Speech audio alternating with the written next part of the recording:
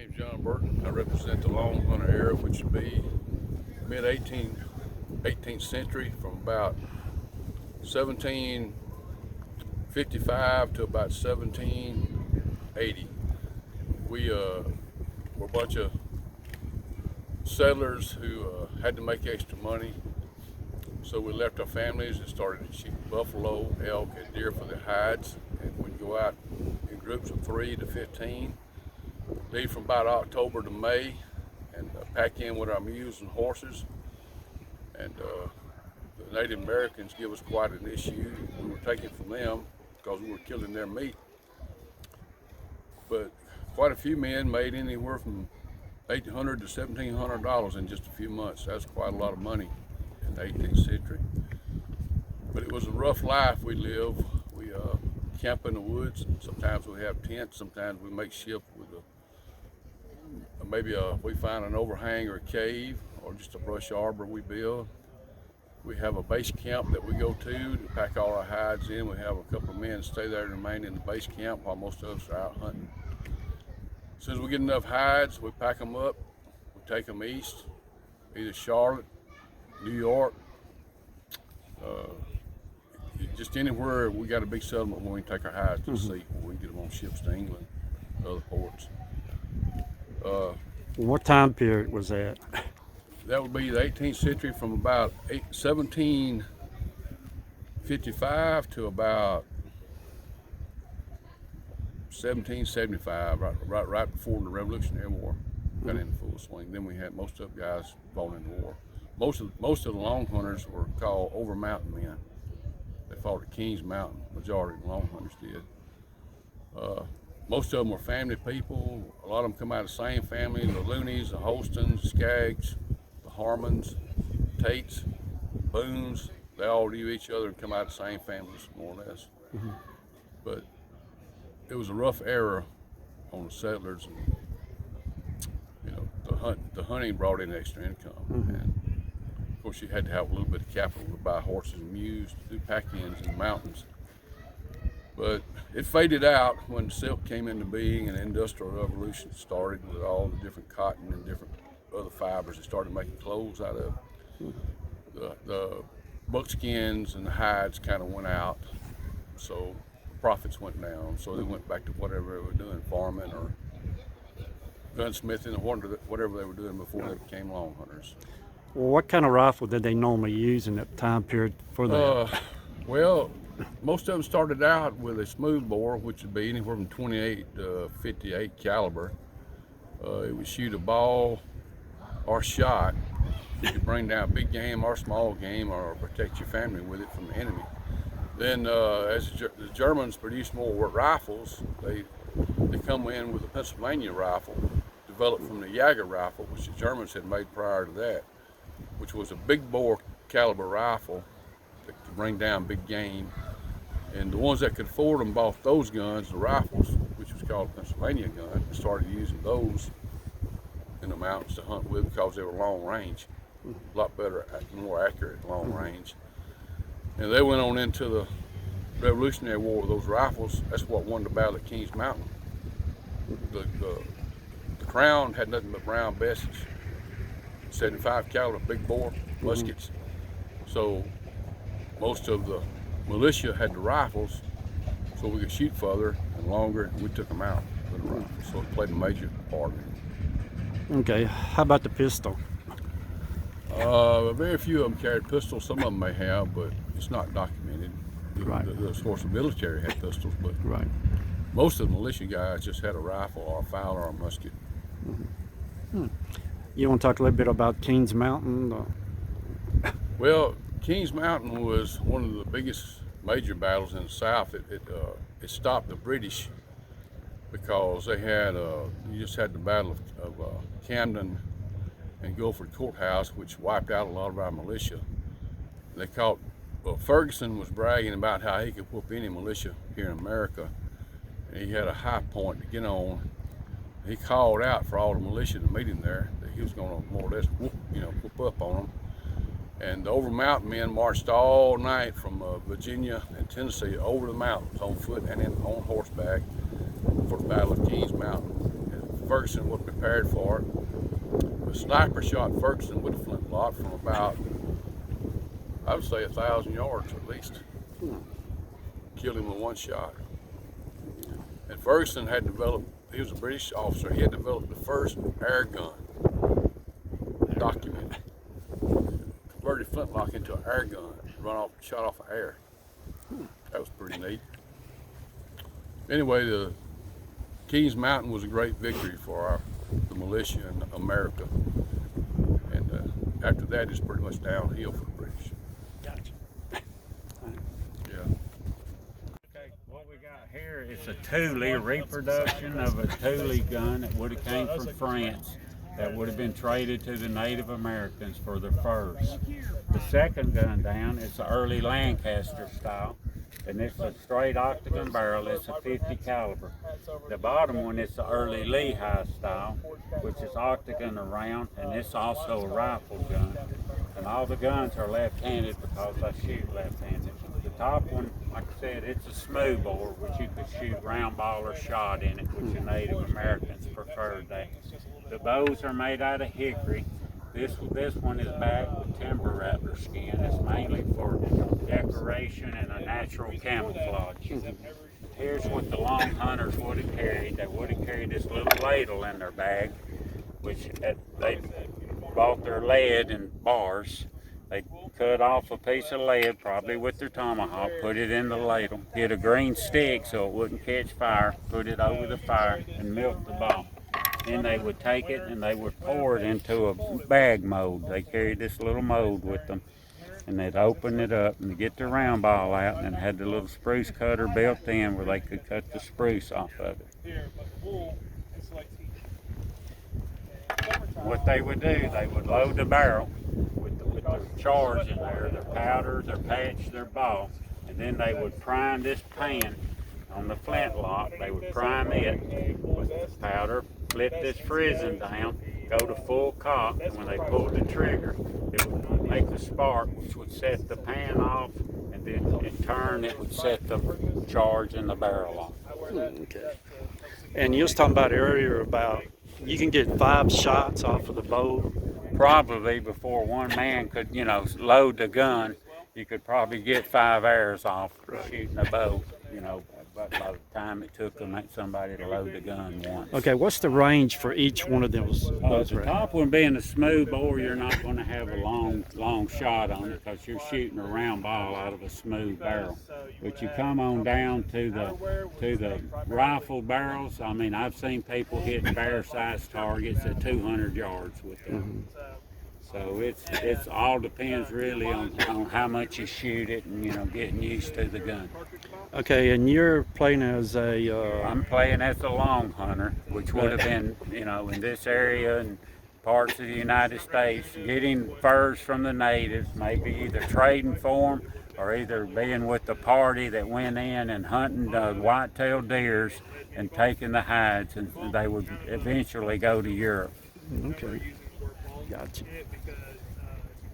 Anything else you want to add to that? Or? No, but we dress, we got a lot of our dress from the Native Americans. We wear moccasins, we wear legging ties, a hunting shirt.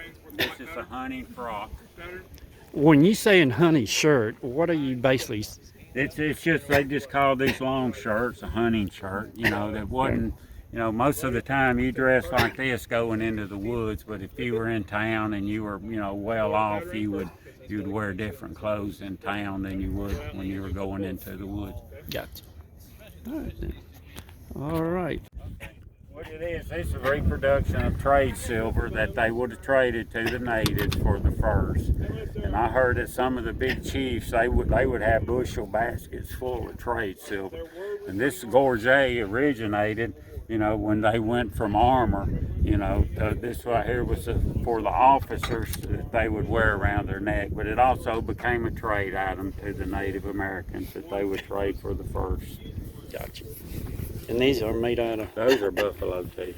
Buffalo teeth. Gotcha. And they're just. Yeah, this is.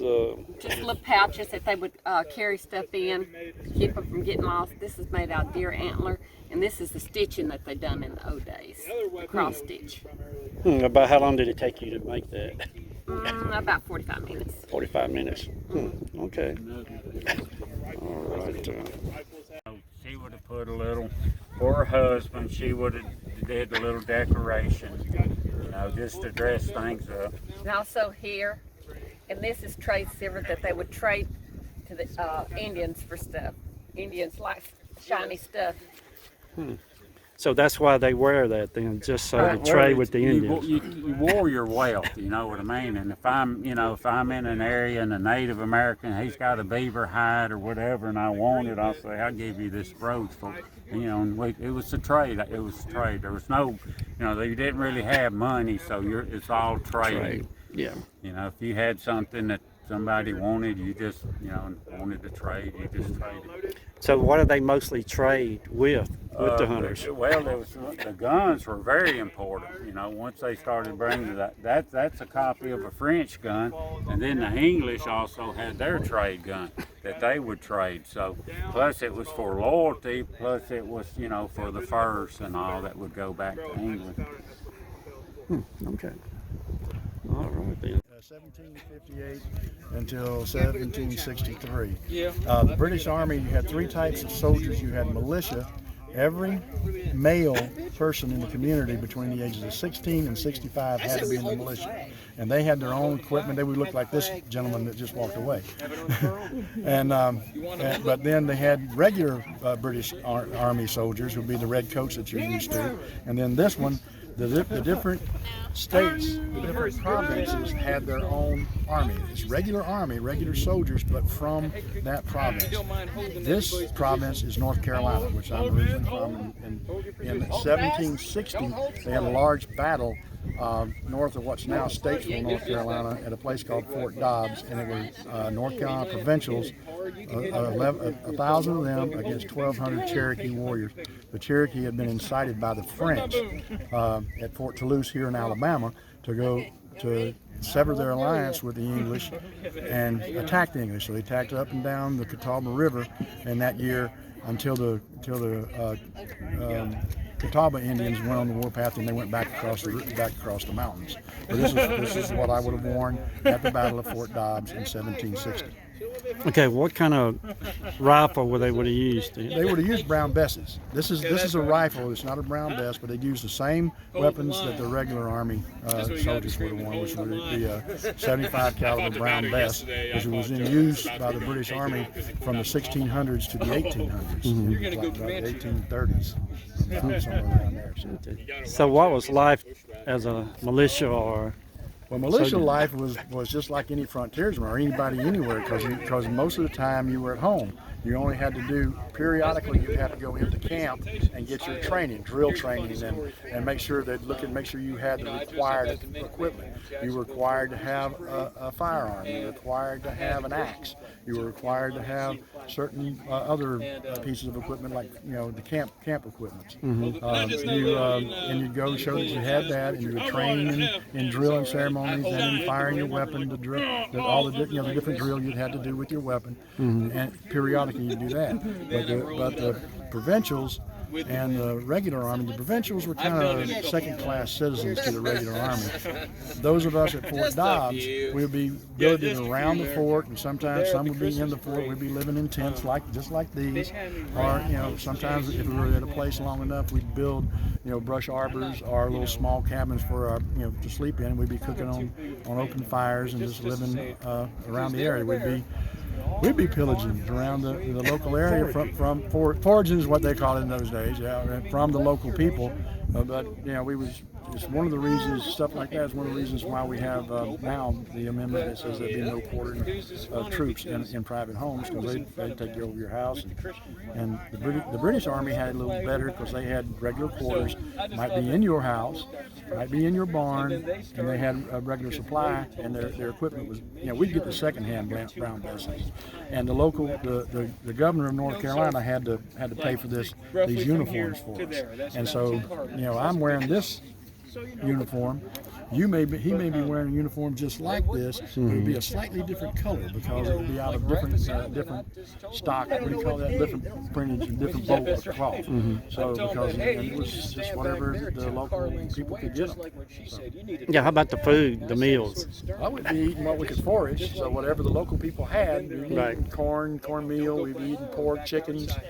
Sometimes if we foraged, hunted deer and just what up in some of the other provinces, other states, we have moose if they were up in Massachusetts. Down in North Carolina, at that time we could even have alligators. But just whatever we could find, and sometimes they'd issue so much salt pork and so much corn and flour and so much rum for our daily rations. So we'd be eating that stuff too. So how many meals they normally have? I mean, meals a day? Yeah, a day. Or... Well, it depends on how busy we were. Usually 3 meals a day, and stuff in between, just like the normal. We were British citizens then, what the normal British citizens in the Carolinas would be eating 3 meals a day, or 4 or 7, whatever you wanted to do. So, even during the Revolution? during the Revolutionary War, yeah. Well, now this is French and Indian War, so we were Right. fighting Yeah. Indians. Okay. So if we, it's different if we were actually in a combat situation, like when we were Colonel Waddell had us ready to fight. Hugh Waddell was our commander.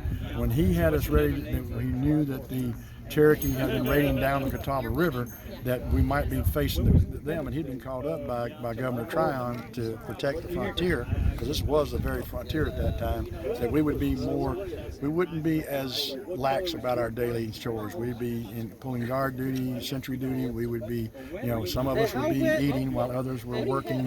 We'd be reinforcing our protection, our walls and our revetments, working on our equipment and things like that, and getting ready for the battle. So make sure we were all ready. How about military tactics during that time? Military tactics. Look, I'll have to tell you, I'm a high private in the Army. You'll have to talk to Colonel Waddell about tactics. I'm just a guy. I go where he points me. So basically, is what it was. It was stand up in the line, just like we.